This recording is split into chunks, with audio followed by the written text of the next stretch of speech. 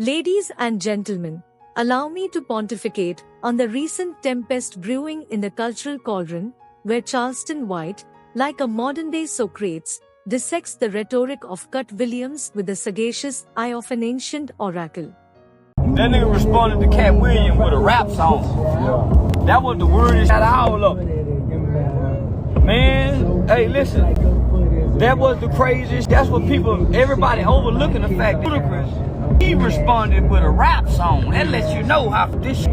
If you say I've been at a gay party getting fine, I ain't finna make you no song, nigga. I'm finna call you a lie. Where you call that? I'm gonna call you on your phone, nigga. You lying. You ain't seen me no more. That made a rap. That responded with a jingle. Say, that lets you know he guilty. Nigga come back with a rap song. A hell of a rap song. Nigga ain't rapped in 20-some years. This made a rap song in 20 years. Soon as Katt Williams say, hey, I seen you coming out that funny room though, nigga. With walking bow-legged, you were knock needed before you went in. Your thighs were rubbed together. You come out there bow-legged. That boy say now he gonna make a song. I ain't never was on my mind. I ain't never made a commercial jingle to respond to Katt Williams instead of saying you a goddamn lie. That's how you call. That's how you tell a nigga he lying. You don't go write no 116 bar for no nigga. You get on the airwaves and say he lying, baby. Motherfucker ain't never seen me coming out there and play walking bow-legged. Say, boy, they wrong. Say, the thing because ain't nobody came out and called him a lie. Trick Daddy, the only one say I kick yo, I'm a street. Rest of them been talking circles. That's why I told you I only want 5 million. And I don't want to make too many white friends, cause that's come from making white friends. Yeah. Quincy Jones them was the last nigga, and Dr. Dre them and did it. They the last nigga to be fuck boy. Rest of that shit come from them white folks, wanting to be on them white folks stages.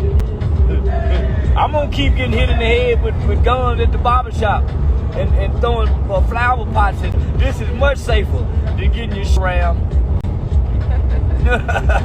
Fuck around and find out nigga got a big and all the white boy gotta suck your dick. You wanna be in this movie, don't you, Charles? Yeah, I heard you got a lumberjack. Who told you that? Harry? Who told Harry?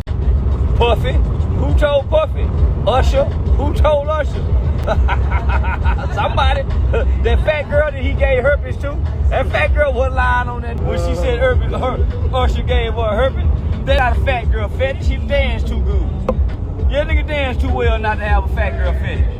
In the cosmic arena of discourse, Charleston White finds kinship with the venerable Luther Uncle Luke Campbell, who, in the grand tradition of Homeric bards, responds to Katt Williams not with a mere song but a lyrical symphony, an auditory odyssey navigating the turbulent seas of falsehoods. In the pantheon of reaction, Charleston extols the virtue of direct confrontation, akin to the Stoic philosophers facing the slings and arrows of outrageous claims with unyielding resolve. He scoffs at the notion of responding with a commercial jingle, likening it to narrow fiddling while Rome burns, an egregious affront to the gravity of the situation. Charleston, with the disdainful eloquence of an ancient orator, decries the trivialization of serious matters through frivolous musical interludes. The sage of the streets, Charleston, bestows laurels upon Luther Campbell, a venerable figure in the rap amphitheater, whose lyrical rejoinder stands as a metaphorical Excalibur unsheathed against the hydra-headed falsehoods. He venerates Campbell's decades-long tenure in the rap game, a Herculean feat that echoes the trials of Odysseus navigating the perilous waters of the music industry. The rap song, a modern-day epic, serves as a testament to Campbell's prowess in weaving words into a tapestry of truth. With the acumen of a chess grandmaster, Charleston dismisses the notion of responding with a verbose 116-bar rap, a labyrinthine concoction that might lose the audience in the tangled thickets of verbosity. He champions the simplicity of calling out the lie directly, a strategic thrust reminiscent of Alexander the Great's surgical strikes against his adversaries. Charleston, in his oratorical journey, navigates the labyrinth of Katt Williams' claims, acknowledging the absence of outright accusations of falsehood but commending Luther Campbell for brandishing the sword of truth nonetheless. The allegorical resonance of this confrontation echoes the legendary battles between gods and titans, where the forces of righteousness clash with the shadows of deception.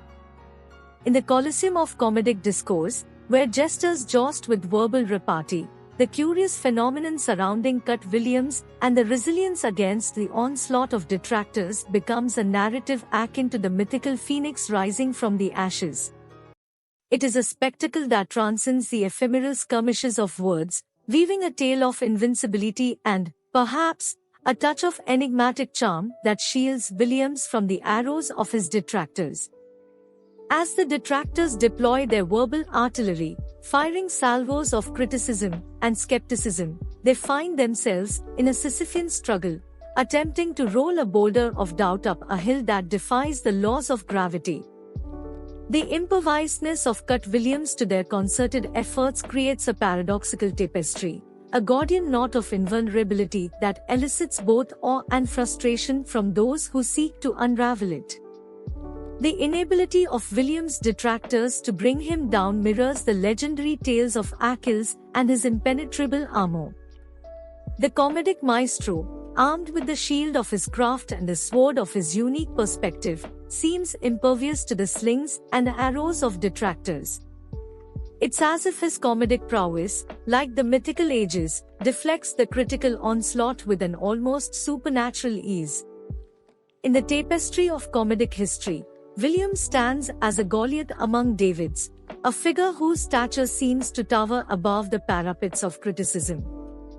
Like the proverbial Hydra, for every head severed by detractors, two more seem to sprout in its place, rendering the attempt to diminish his comedic stature a Herculean labor. One might invoke the enigmatic allure of Katt Williams, akin to a sphinx guarding the comedic pyramids, posing riddles that leave detractors in a perpetual state of contemplative perplexity. The esoteric nature of Williams' humor, coupled with his unapologetic authenticity, creates a shield that deflects the arrows of criticism while leaving detractors scratching their heads in bewilderment. Moreover, the comedic resilience of Katt Williams may be likened to the eternal flame of Vesta, flickering perpetually in the comedic pantheon. Attempts to extinguish this flame, fueled by detractors' words, prove futile, as Williams' comedic legacy burns with an unwavering intensity, resistant to the winds of criticism. In a narrative shift, Charleston divulges his predilection for a circumscribed social orbit, an existential choice reminiscent of Diogenes living in his barrel, shunning the excesses of associations that might compromise one's integrity.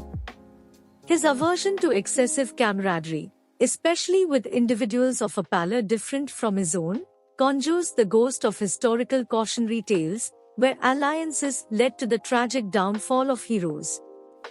As the proverbial curtain descends on this oratory theatre, Charleston pivots to the swirling rumors surrounding Nick Cannon, deploying the Socratic method to question the veracity of sources disseminating such tidings. He, like a modern-day detective in the noir narrative of Hollywood whispers, challenges the credibility of those who peddle in the shadows of gossip, a nod to the timeless adage that not all that glitters is gold. In this symphony of rhetoric and wisdom, Charleston White emerges not merely as a commentator but as a lyrical philosopher, navigating the tumultuous waters of contemporary discourse with the nuanced eloquence of ancient sages. The echoes of his words, like the whispers of the Delphic oracle, reverberate through the corridors of cultural consciousness, leaving the audience to ponder the tapestry of truth in the mosaic of modernity.